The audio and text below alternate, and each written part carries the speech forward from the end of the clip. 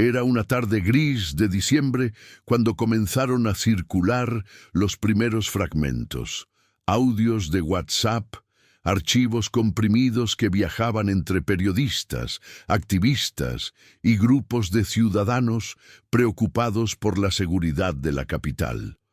Al principio, muchos dudaron de su autenticidad. Algunos los consideraron una manipulación más en el interminable carrusel de fake news que inunda las redes sociales mexicanas. Pero conforme pasaban las horas y se filtraban más grabaciones, la evidencia se volvió imposible de ignorar. Voces inconfundibles, nombres completos, referencias específicas a operativos policiales y pagos millonarios. No eran fabricaciones. Eran confesiones en tiempo real de una red de corrupción que operaba desde las entrañas mismas del gobierno de la Ciudad de México. Los primeros audios llegaron a las redacciones de medios independientes el 18 de diciembre de 2025, apenas una semana antes de Navidad. Un periodista de investigación que prefirió mantener el anonimato recibió un paquete digital enviado desde un número desconocido. Dentro había 17 archivos de audio, transcripciones parciales y capturas de pantalla de conversaciones en aplicaciones encriptadas. El material no venía acompañado de explicaciones, solo una frase escrita en mayúsculas. Esto es apenas la punta del iceberg. Están vendiendo la ciudad. Desde ese momento, comenzó una investigación que ahora sacude los cimientos de la administración capitalina y pone en evidencia algo que muchos sospechaban, pero nadie había podido comprobar con tanta claridad. Funcionarios de alto nivel negociando directamente con grupos criminales dedicados al narcomenudeo, extorsión y control territorial en varias alcaldías. Si aún no te has suscrito al canal, este es el momento perfecto para hacerlo. Dale clic al botón de suscripción y activa la campanita para no perderte ninguna actualización de esta investigación. Y cuéntanos en los comentarios, ¿desde dónde nos estás viendo? ¿Qué opinas de este escándalo? Tu participación es fundamental para que estos temas no queden en el olvido. El primer audio que se hizo público corresponde a una conversación fechada el 3 de noviembre de 2025. En la grabación, que dura exactamente 4 minutos con 32 segundos, se escucha a un hombre identificado preliminarmente como Rodrigo Salazar Ugarte, subdirector de operaciones policiales en la Secretaría de Seguridad Ciudadana de la CDMX, hablando con otro individuo cuya voz ha sido reconocida por fuentes cercanas a la investigación como perteneciente a Leonel Márquez, alias El Chivo, operador de una célula criminal que controla el narcomenudeo en colonias de Iztapalapa y Tláhuac. La conversación es escalofriante por su naturalidad. No hay tensión, no hay miedo. Hablan como viejos socios discutiendo los detalles de un negocio rutinario. «Mira, Chivo, lo que te puedo ofrecer es esto», dice la voz de Salazar Ugarte con tono pausado, casi administrativo. «Te damos 3 días limpios, viernes, sábado y domingo, 0 operativos en las zonas que me marcaste. Pero necesito que respetes el perímetro. Nada de meterte más allá de Ermita. Si te pasas, ya no puedo cubrir eso y me vas a meter en un problema con los de arriba». La respuesta del supuesto criminal es directa. «Y el pago, quedamos en 200, ¿no?». Salazar responde sin titubear. 200,000, pero en 2 partes, 100 ahora y 100 después del operativo del martes que tenemos programado en Tepito. Así cuadra todo y no levantamos sospechas. El intercambio continúa con detalles sobre el método de entrega del dinero, menciones a intermediarios y referencias a operativos previos que aparentemente habían seguido el mismo patrón. Cuando este primer audio fue verificado por expertos en análisis forense de voz contratados por medios independientes, la conclusión fue contundente. No hay indicios de manipulación digital. Las características espectrales, las frecuencias vocales y los patrones de habla corresponden a grabaciones auténticas realizadas en entornos reales, probablemente mediante dispositivos móviles. Uno de los especialistas consultados, quien ha trabajado en casos de la Fiscalía General de la República, señaló que la consistencia acústica, los ruidos de fondo y las interrupciones naturales del habla son imposibles de replicar con software de edición convencional. Estas grabaciones son genuinas. La noticia explotó en redes sociales el 20 de diciembre.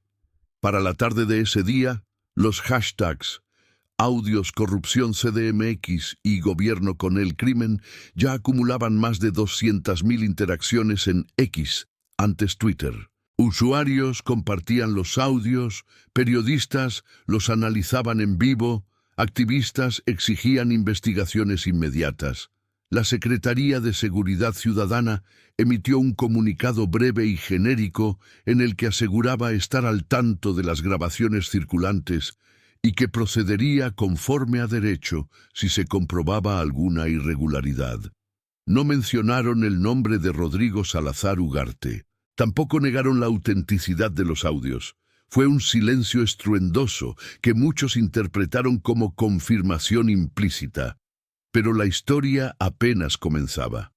El 22 de diciembre aparecieron 3 audios más. Esta vez involucraban a otra figura. Marta Delgado Peralta, coordinadora territorial de la alcaldía Gustavo A. Madero. En una conversación con un hombre no identificado, Delgado Peralta discute abiertamente el cobro de cuotas de piso a comerciantes de la zona de la villa. Ya hablé con los muchachos, dice en el audio. Van a bajar el porcentaje al 12%, pero a cambio necesitan que les liberes el corredor de Insurgentes Norte los fines de semana. Ya sabes, para mover la mercancía sin pedos. El interlocutor responde con preocupación. ¿Y si alguien se queja? La respuesta de Delgado es fría. Nadie se va a quejar. Los que se quejaban ya no están ahí. La frase final envía un escalofrío. ¿A qué se refiere con «ya no están ahí»? Desplazamiento forzado, amenazas, algo peor. Residentes de las colonias mencionadas en los audios comenzaron a dar testimonio de forma anónima ante medios digitales y colectivos de derechos humanos. Una comerciante de la colonia Martín Carrera, que pidió no ser identificada por temor a represalias, confirmó que desde hace al menos 2 años existe un sistema de pagos semanales que los negocios deben hacer a representantes que trabajan tanto para grupos criminales como para estructuras vinculadas al gobierno local. Viene un señor cada lunes, relató. Te dice cuánto debes pagar esa semana. Si no pagas, te clausuran con cualquier pretexto, protección civil, licencias, lo que sea. Y si insistes en no pagar, te empiezan a pasar cosas. Se te descompone el refrigerador, te rompen el vidrio, te amenazan. La mujer explicó que muchos comerciantes prefieren pagar ambas cuotas, la del crimen organizado y la que termina en manos de funcionarios, porque la alternativa es perder el negocio o algo peor. Un taxista de la zona de Cuautepec compartió una experiencia similar. Él transporta pasajeros entre colonias populares de Gustavo A. Madero y asegura que todos los conductores de la zona conocen las calles y horarios en los que no se debe circular. Hay rutas que solo puedes usar si pagas, y no pagas a un delincuente cualquiera. Pagas a través de gente que tiene contacto directo con la alcaldía. Ellos te dan un papelito, como un permiso, y con eso puedes trabajar tranquilo. Sin ese papel, te paran, te revisan, te inventan multas o simplemente desapareces tu unidad. Estos testimonios pintan un panorama aterrador. Un sistema de control territorial en el que las fronteras entre autoridad y criminalidad se han borrado por completo. El 26 de diciembre, apenas un día después de Navidad, un nuevo audio detonó otra bomba mediática. En esta ocasión se trataba de una conversación grupal, aparentemente realizada a través de una aplicación de mensajería encriptada, en la que participaban al menos 5 personas. Una de las voces fue identificada por analistas forenses como perteneciente a Eduardo Santillán, director de Concertación Política en la Secretaría de Gobierno de la CDMX. En la conversación, Santillán coordina con otros funcionarios y presuntos operadores criminales la logística de un operativo policial que, según queda claro en el audio, no tiene como objetivo desmantelar estructuras delictivas, sino desplazar a un grupo rival para que otro grupo, aparentemente aliado con ciertos sectores del gobierno, tome control de la zona. El operativo va a ser el jueves a las 6 de la mañana en Peralvillo, dice Santillán. Van a entrar con todo, retenes, cateos, revisiones, pero ojo, solo en los puntos que ya quedaron marcados. Las casas de la lista A, nada más. Las de la lista B, ni las toquen. Otra voz interrumpe. ¿Y la prensa? Santillán responde. Ya está arreglado. Van a cubrir el operativo como si fuera un golpe duro al narcomenudeo. Van a decir que decomisamos no sé cuántos kilos, que detuvimos a varios, el show completo. Pero la realidad es que estamos limpiando la plaza para que entren los de Memo. El nombre Memo se repite varias veces en la conversación. Aunque no se ha confirmado oficialmente su identidad, fuentes de inteligencia sugieren que podría tratarse de Guillermo Paredes, alias El Memo, líder de una célula que opera en el corredor Tepito-Lagunilla y que en los últimos meses ha expandido su influencia hacia el norte de la ciudad. Organizaciones civiles y colectivos de víctimas reaccionaron con indignación. Adriana Greaves, directora de la ONG Ciudad en Resistencia, declaró en una conferencia de prensa improvisada que lo que revelan estos audios no es un caso aislado de corrupción, sino la existencia de un Estado capturado. No estamos hablando de un policía corrupto o un funcionario deshonesto. Estamos hablando de una red criminal que opera desde las estructuras de gobierno, que usa recursos públicos para proteger intereses delictivos y que convierte a la ciudadanía en rehén de pactos entre criminales con credencial. El impacto político no se hizo esperar. Diputados de oposición en el Congreso de la Ciudad de México exigieron la comparecencia inmediata de la jefa de gobierno y del secretario de Seguridad Ciudadana. Se presentaron denuncias formales ante la Fiscalía General de Justicia de la Ciudad de México y ante la Fiscalía General de la República. Sin embargo, hasta el momento, ninguna autoridad ha sido citada a declarar. Ninguna investigación formal ha sido anunciada públicamente. El silencio institucional es ensordecedor. Mientras tanto, en las colonias mencionadas en los audios, el miedo se ha instalado con fuerza. Vecinos de Iztapalapa reportan un aumento en la presencia de hombres armados circulando en camionetas sin placas. En Gustavo A. Madero, comerciantes han cerrado sus negocios antes de las 6 de la tarde por temor a represalias. En Cuauhtémoc, donde también se mencionan operaciones de protección a grupos criminales, residentes denuncian que las patrullas policiales ya no responden a llamados de auxilio en ciertas colonias. Llamamos al 911 cuando unos hombres armados entraron a la vecindad de enfrente, contó un habitante de la colonia Morelos. La operadora nos dijo que enviaban una unidad, pero nunca llegó nadie. Al día siguiente, vimos a esos mismos hombres platicando con policías afuera de la tienda. Ahí entendimos que no hay a quien pedirle ayuda. El 29 de diciembre se filtró un documento que parece respaldar las acusaciones contenidas en los audios. Se trata de un oficio interno de la Secretaría de Seguridad Ciudadana, fechado el 8 de octubre de 2025, en el que se ordena a comandantes de sector suspender operativos de revisión y detención en un listado de colonias y calles específicas durante fechas determinadas. El documento, que lleva la firma de un coordinador operativo, no ofrece justificación para estas suspensiones. Expertos en seguridad pública consultados por medios especializados señalaron que este tipo de órdenes son altamente irregulares y podrían constituir evidencia de colusión con grupos delictivos. No hay ninguna razón operativa legítima para suspender patrullajes en zonas de alta incidencia delictiva, explicó un excomandante de la Policía Federal que ahora trabaja como analista independiente. La única explicación lógica es que se está protegiendo a alguien. El 2 de enero de 2026, cuando muchos mexicanos apenas volvían de las fiestas decembrinas, apareció el audio más explosivo hasta el momento.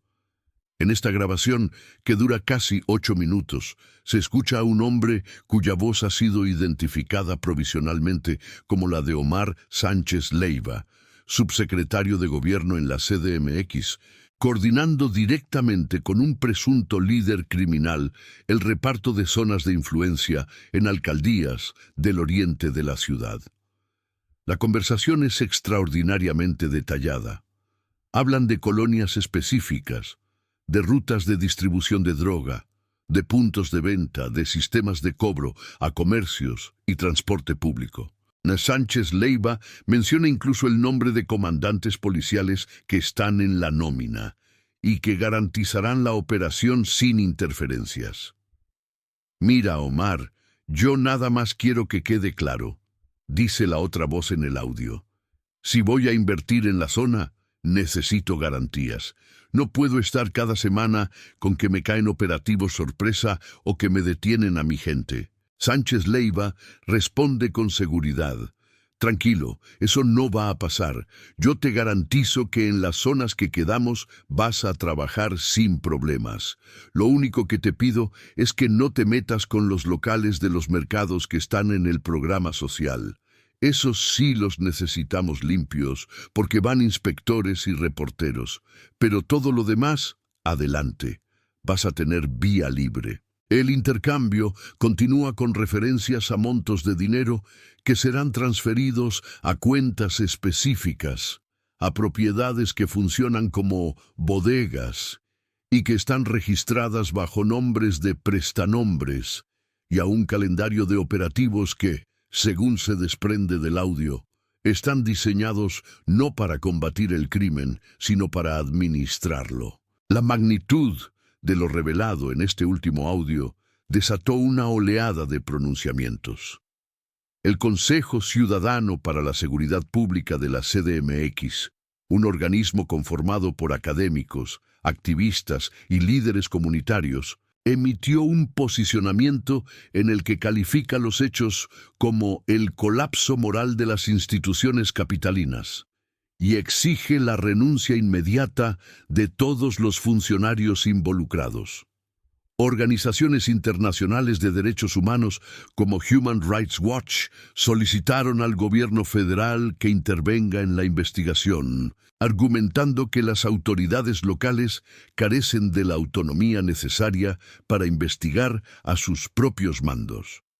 Incluso dentro del gobierno federal, fuentes extraoficiales admitieron que la situación en la Ciudad de México es insostenible y requiere una intervención estructural. Pero el escándalo no solo se queda en los audios. A medida que avanzaba la investigación periodística, comenzaron a surgir datos que complementan y refuerzan las acusaciones. Periodistas de investigación rastrearon movimientos bancarios inusuales en las cuentas de varios de los funcionarios mencionados. Rodrigo Salazar Ugarte, el subdirector de operaciones policiales, declaró ingresos anuales de alrededor de 450,000 pesos en su última declaración patrimonial. Sin embargo, Registros bancarios obtenidos mediante solicitudes de transparencia y fuentes confidenciales revelan que en su cuenta personal se realizaron depósitos por un total de 3.200.000 pesos solo en el último año.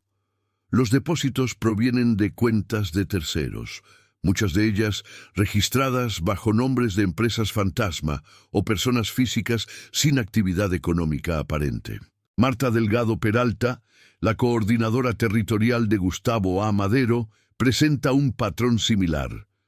Con un salario mensual de aproximadamente 30.000 pesos, Delgado adquirió en 2024 una camioneta de lujo valuada en 900.000 pesos y un departamento en la Colonia del Valle, en la alcaldía Benito Juárez, cuyo valor catastral supera los 4 millones de pesos. Cuando un reportero de un medio digital la confrontó en la calle para preguntarle sobre estas adquisiciones, Delgado se negó a responder y subió rápidamente a su vehículo mientras sus escoltas impedían el paso del periodista.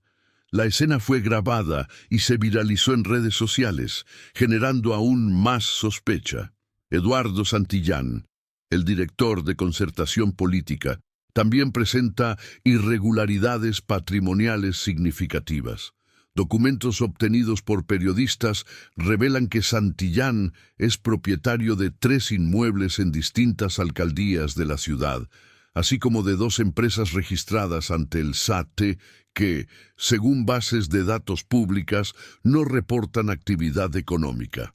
Sin embargo, estas empresas han recibido contratos gubernamentales millonarios en los últimos 2 años, varios de ellos adjudicados por invitación directa sin procesos de licitación pública. Uno de esos contratos, por ejemplo, fue para la asesoría en materia de seguridad ciudadana a la Secretaría de Gobierno por un monto de 2.800.000 pesos. No hay evidencia de que la empresa de Santillán tenga personal capacitado ni antecedentes en servicios de consultoría en seguridad. Mientras los datos financieros se acumulaban y los audios seguían circulando, las autoridades capitalinas intentaron contener la crisis mediática. El 4 de enero, el secretario de Seguridad Ciudadana de la CDMX, Pablo Vázquez Camacho, ofreció una conferencia de prensa en la que afirmó que se están realizando investigaciones internas exhaustivas y que cualquier servidor público que haya incurrido en actos de corrupción será sancionado conforme a la ley. Sin embargo, Vázquez Camacho evitó mencionar nombres específicos. No confirmó ni desmintió la autenticidad de los audios y no anunció ninguna medida concreta más allá de reforzar los protocolos de supervisión. La conferencia fue interpretada por analistas como un ejercicio de contención de daños sin contenido real. La jefa de gobierno de la Ciudad de México, por su parte, publicó un mensaje en redes sociales el 5 de enero en el que afirmó que su administración tiene 0 tolerancia a la corrupción y que nadie está por encima de la ley. El mensaje, sin embargo, fue recibido con escepticismo. Comentarios de usuarios señalaban la contradicción entre el discurso oficial y la falta de acciones concretas. 0 tolerancia sería destituir inmediatamente a los funcionarios señalados y entregarlos a la justicia, escribió un usuario. Lo que están haciendo es puro teatro para ganar tiempo y que esto se olvide. Otros fueron más duros. El problema no es un funcionario corrupto. El problema es que todo el sistema está diseñado para proteger a los corruptos.